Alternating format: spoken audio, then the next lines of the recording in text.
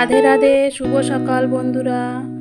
আজকে একটি long video নিয়ে আসছি তোমাদের সঙ্গে, ভিডিওটার সঙ্গে থাকো। দেখো, আমাদের জীবনটা এই পাখিটার মতন। পাখিটা যেমন খাঁচায় বন্দি আছে, আমরাও খাঁচায় বন্দি হয়ে আছি জানো।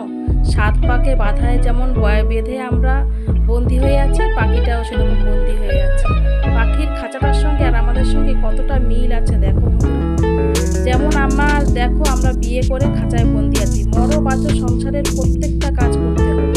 আমার সঙ্গে যা দুর্ঘটনা ঘটে গেল, সেইভাবেই আজকে ভিডিওটা করছি। দেখো কেমন দুর্ঘটনা ঘটার পরেও আজ আমার সংসারে কি করতে হচ্ছে না হচ্ছে সেইটাই দেখো। কম বেশি সব মানুষই জানো বন্ধুরা, লোকে কেউ প্রহাস করে বলে, কেউ ভালোবাসে বলে, কেউ হয়তো খারাপ মাইন্ডেও বলে যে এরকম হচ্ছে দুর্ঘটনা। আরে আমার সঙ্গে এরকম যার হয়েছে সেই বোঝে এই দুর্ঘটনাটা কী করে আমার সঙ্গে হলো।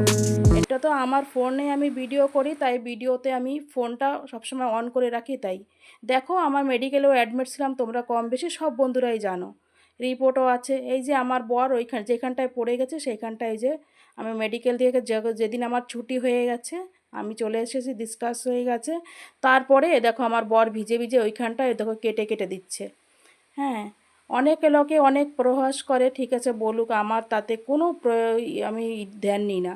এই যে কতদিন দেখো অসুস্থ জীবন, বলেছি না পাখির মতন জীবন করতে হবে। এখনও মাথা যন্ত্রণা, ঘাড় যন্ত্রণা, ঠিক রকম খেতে পারছি না। আর পড়ে গিয়ে আমার কি কি অসুবিধা হয়েছে বন্ধুরা, সেইটাই তোমরা জানো, সেই জন্যই ভিডিওটা করলাম। আমার ঘাড়ে যন্ত্রণা, মাথা যন্ত্রণা, পিঠে যন্ত্রণা, হাতে যন্ত্রণা, অনেক যেখানে যেখানে লেগেছে না। মাথার জন্য, মাথায় তো চোট এখনও চাকা হয়ে আছে। রিপোর্টে বলছে যে এক্স রে করেছে, এক্স রেটায় কোনো অসুবিধা নেই। আমি তখনও এই ভিডিওটা দিয়েছি, বলো যে তোমরা আবার সেই ভিডিও তুমি দিয়েছো। কেন দিয়েছি? কিছু কিছু লোকের কথার জন্য। কেউ কমেন্ট করেছে, কেউ এমনি আমাকে যেরম বৌদি দিদিভাই, কেউ দেখতে গেছে মেডিকেলে, তখনও আমাকে অনেকে অনেক কথা বলেছে। আমি কারো কথা মনে আমার রাখার আমার কোনো প্রয়োজন নেই। ছাড়ো, আমার দুর্ঘটনা আমার কপালে ছিল যা তাই হয়ে গেছে। এই যে কতদিন দেখো, আজকে প্রায় 8-10 দিন ধরে আমার অসুস্থ শরীর নিয়ে আমি পারছি না। দেখো ইঁদুর ছানারাও কি করছে, এমন বদমাস। ইঁদুর আর এত করে, তাও দেখো আমি এই কয়দিন করিনি, তাই ঘরে সংসারে কাজের কমই আছে। আমি তাই আজকেরা আমার ঘরটাকে আমি ক্লিন করে নিচ্ছি, কিচেনটাকে। দেখো বন্ধুরা, সেই কিচেনে কি অবস্থা, সব মানে ইঁদুররা পায়খানা করে কি অবস্থা করে রেখেছে। আজকে সব এটা একটু পরিষ্কার করব। আমার তো প্রচণ্ড এখনও শরীর খারাপ। শরীর খারাপের জন্য আমি এখনও কিছু করতে পারছি না। বন্ধুরা, আই হোপ তোমরা ভিডিওটা দেখো একটি লাইক দিয়ে।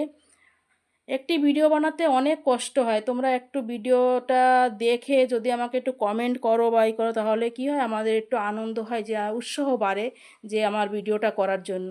তোমরা যদি দেখে চলে যাও, কেউ কমেন্ট করো না, কেউ সাবস্ক্রাইব করো না, ঠিক আছে, ভালো না লাগে করো না, কিন্তু অন্তত একটা লাইক করে আনছো, কমেন্টে কেমন হয়েছে সেটা তো বলতে পারো।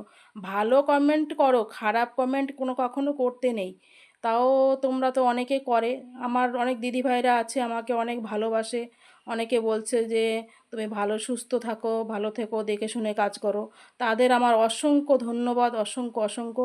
তাদের উপর আমার অন্তরিপ ভালোবাসা যেন। আর যারা বড়রা আছে তাদের আমার প্রণাম, ছোটদের আমার অনেক অনেক ভালোবাসা।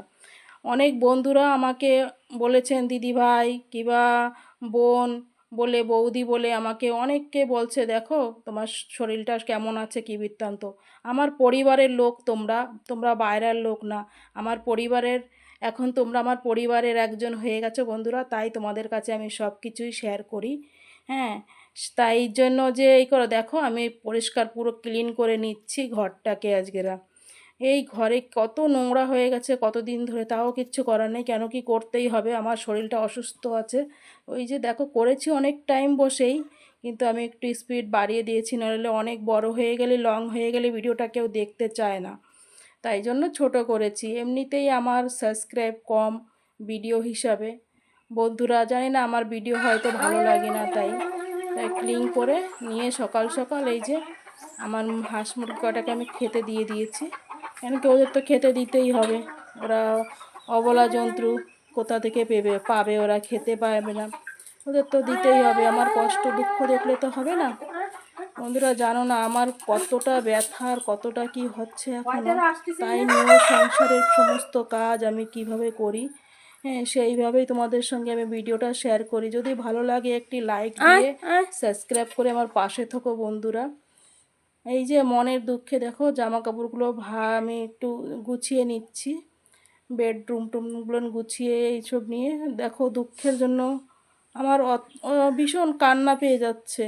এত কষ্ট তা সইতে না পেরে দেখ আমি চলে গেছি সামনে থেকে, ক্যামেরার থেকে। এখন গিয়ে স্নান করে এই যে জামা কাপড়গুলো মেলিয়ে দিচ্ছি। আমি বলছি না জামা কাপড়গুলো শুকাবে না, একটু রোদ বেরিয়েছে, কখন আবার ফুক করে বৃষ্টি চলে আসবে। বৃষ্টির সময় না, এই বৃষ্টিটার জন্যই তো আমার এই দুর্ঘটনাটা হয়েছে, তা না হলে তো হতো না।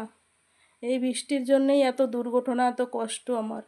এইদিকে আমার ছেলে আবার ওই যে কাঁকড়া ধরে নিয়ে আসছে। আমি মেডিকেলে ছিলাম, তার আগে একদিন আমি বলছিলাম যে কাঁকড়া ধরতে বলছিলাম, তাই ওর বন্ধুদের নিয়ে ও গিয়ে এসেছিলো কাঁকড়া ধরতে। দেখো আমি এখানে আবার একটু শয়তানি করে নিলাম। কি করব, মাইন্ডটাকে ফ্রেশ করতে হবে, ভালো রাখতে হবে। আমার বর বলে সবসময় হাসি খুশি যেমন ছিল তেমনই থাকবে। তাই দেখো কাঁকড়াগুলো আমি ধরে, মেয়ে ছেলে নিয়ে আসছে যখন, এই যে কেটে দিয়ে এখন কাটবো, কেটে রান্না করব। বাচ্চা মানুষ সে ধরে নিয়ে আসছে, রান্না তো করতেই হবে।